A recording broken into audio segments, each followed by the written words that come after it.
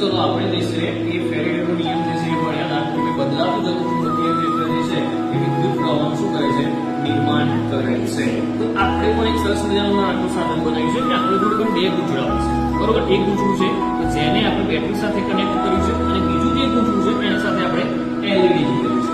આપણે આ બંનેને ટચ નહીં કરાવીએ તો પણ આની અંદર લાઈટ થશે બરોબર. કેમ કે ફેરેડેના નિયમ મુજબ બદલાતું જતું ચુંબકીય ક્ષેત્ર શું ઉત્પન્ન કરે છે વિદ્યુત પ્રવાહ ઉત્પન્ન કરે છે. તો જોઈએ કે આ જે છે લાઈટ એ થાય છે કે નહીં. તો તમે જુઓ થાય છે ને.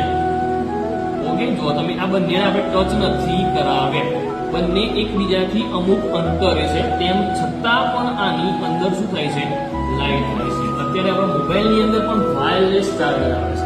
વાયરલેસ ચાર્જર મતલબ કે તમે મોબાઈલને કરંટ સાથે તમે એપ્લાય ના કરો એમ છતાં પણ તમારો મોબાઈલ ચાર્જિંગ થાય છે. તો એના પાછળ પણ કદાચ આવું સાયન્સ જે છે આપણું હોઈ શકે કે જોવાનું તમે ટચ નહીં કરો એમ છતાં પણ જોવા લાયક થશે.